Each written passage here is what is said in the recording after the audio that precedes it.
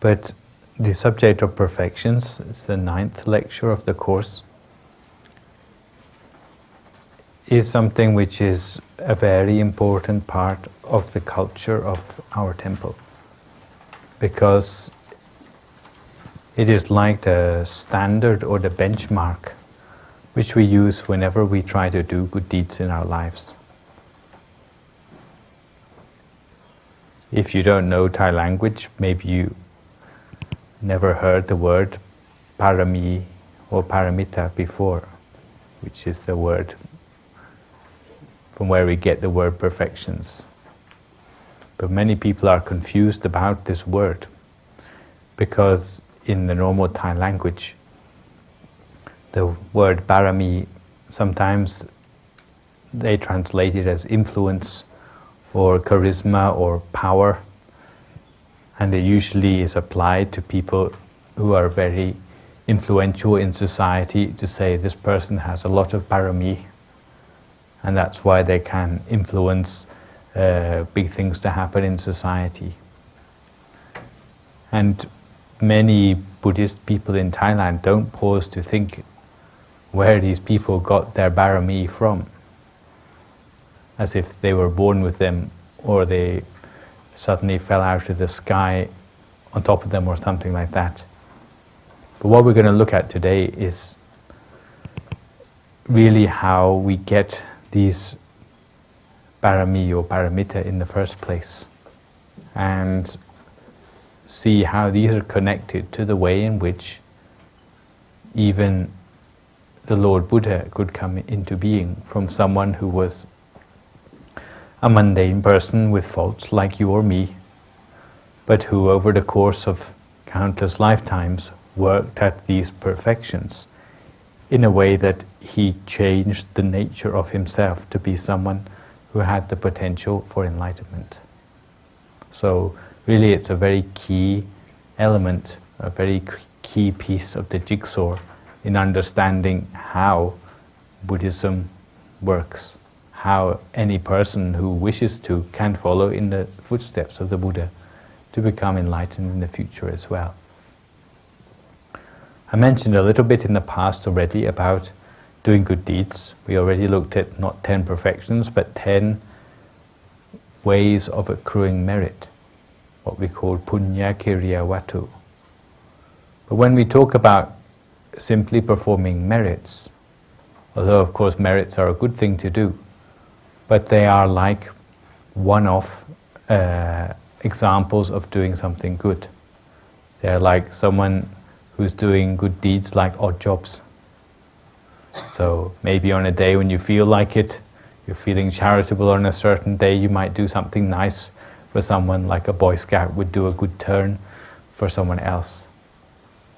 But when we're talking about perfections, it's not just now and then we would want to do these. It wouldn't be just to do it to show off in front of someone else, but it would be cultivating good deeds as a sort of career, professional good deed doing, in other words, where you try to build on the degree of the good things which you are doing throughout your life, so that any improvement you have in the amount of good deeds you are able to do, or the odds against which you are able to be successful in doing good deeds, this is what we call progress in life, or progress in cultivating perfections, or pursuing perfections in our life. As with the 10 different ways of pursuing merits, there are 10 different ways of pursuing perfections. But they're not the same, okay? In the Mahayana tradition, I should add, they are condensed down to only 6. They have 6 perfections. It's not that they have less than in Theravada Buddhism, but they have a different way of dividing them up, that's all. But they are found in every form of Buddhism. And perhaps to give a simple comparison between the degree of good deeds, between merits and perfections, you could give the example of having a plate of food. And supposing you wanted to cultivate generosity as dana, as a merit, perhaps if you had a hungry friend who came round to your house and you knew that half a plate of food was already quite enough for you, you might divide it in half to give the other half to your hungry friend. So it would be giving away something which is surplus to your needs, which you know is a benefit for someone else. But if it were on the level of the perfections, even though you might be hungry yourself, but if you saw that this plate of food may be of great benefit to someone else, maybe someone who's been starving for 3 days, maybe you give them the whole plate of food in spite of the inconvenience to yourself. So it's a rather more intensified way of doing good deeds, where your intention in doing the good deed is not merely to store up that energy called merit in yourself so that it might run down later, but it is to transform yourself for the better, so that you change your personality as a result of it. And there are 10 different ways in which we can perform perfections. Okay?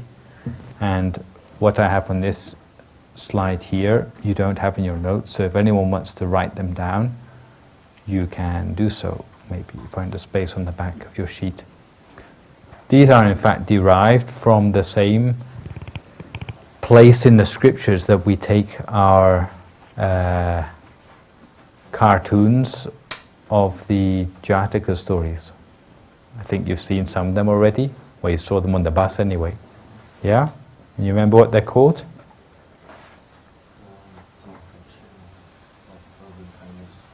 In Thai we call them Dasa-Jataka, which means 10 lifetimes. Actually in English we call them, they come from a place in the scriptures which we call the Cariyapitaka. Chariya means conduct, Pitaka means a collection. And it's the 10 final lifetimes of the bodhisattva before he was able to become the Buddha.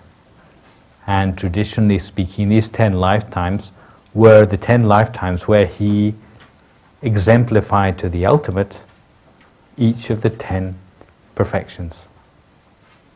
So 10 final lifetimes. In fact, there are a total of 547 lifetimes described in the scriptures, and many more which obviously aren't.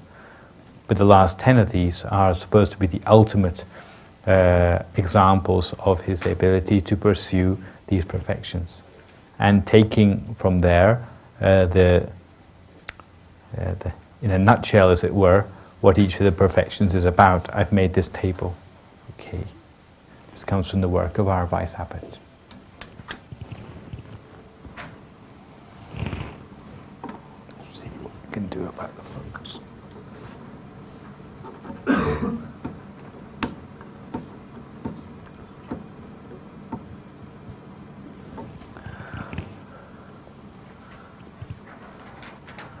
So the first perfection is that of generosity. And we start with each perfection with the metaphor which the Bodhisattva used for how intensively he was going to cultivate this perfection. Generosity obviously means giving, forgiving, giving teachings, giving help, all the things which we talked about with the pursuit of the merit of generosity. But in this case, the Bodhisattva said he was going to pursue the perfection of generosity as an upturned cauldron. So just as a cauldron may pour all the liquid in it out until there's not a drop remaining, in the same way, the Bodhisattva would give for the benefit of others to the degree that he would keep back nothing for himself. What sort of things? Why should he want to do this? Because he realized that for as long as he still harbored in his personality stinginess, greeds, and desires, then he would not be able to go on to enlightenment. These things would hold him back. How could we practice it in everyday life? Well, if we wanted to practice a perfection, then we have to make it a regular part of our life. This is something I should emphasize. A regular part of our life which we don't fail to do, no matter what should come in our way. We have no excuses about doing it. We have no ifs or buts about doing something generous every day. So for example, if that deed were to give alms to monks coming past the front of your house every day, no matter whether it may be a storm, no matter whether the monks didn't come past your house that day and you had to go out further into the city to find some monks where you could give alms, no matter whether you were down to your last crust of bread in your house, but still you would overcome all those difficulties in order to make sure you did this act of generosity every day. This would be the sort of thinking of someone who pursued generosity to the point of perfection. Okay. Other examples, looking after your family in an unconditional way. The sort of generosity which you need to have to your children, your family, your parents especially. Never turning away anyone empty-handed. Even though you may not give them everything they ask for, but you always give them something. This doesn't mean that you would ruin yourself just because someone came begging for money from you, but you have to use your wisdom as well. Yeah? I have to go quickly, so maybe keep questions till the end, okay? And also, of course, not having excessive wants. This is because for as long as your mind is still attached to possessions or wealth, it cannot come easily to the center of your body. Okay? The second of the perfections is the same as the second major group of merits, which is the perfection of sila,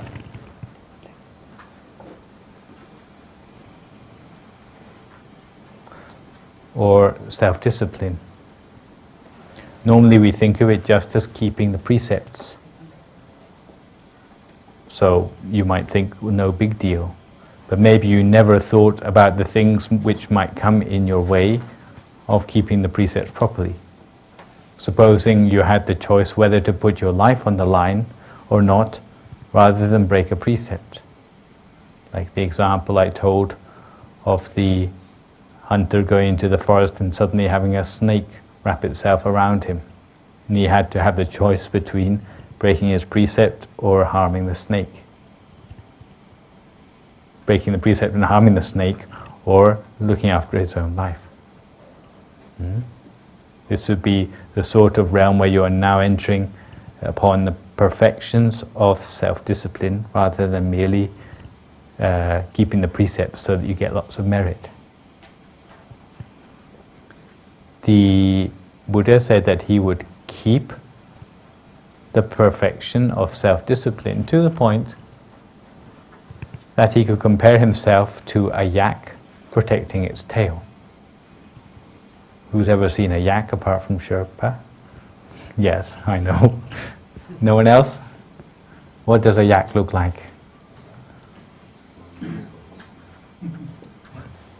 Look like a cow, or does it look like a horse? Cow. Cow, but they have long. Yeah, it has long hair, and it has long hairs in its tail. Yeah, and horns. Okay, but what is important in this case is it's very fond of its tail, and it's so fond of its tail that unlike a cow or a buffalo, which might get its tail caught in a thorn bush as it was walking past it, instead of just keeping on walking so that the strands of hair from its tail are left in the bush, a yak is so fond of its tail that it will go back and it will make sure that every last strand of hair from its tail has been extricated from this thorn bush intact. And in the same way, the Buddha said that he was going to keep the precepts so perfectly that he wouldn't break even one of them.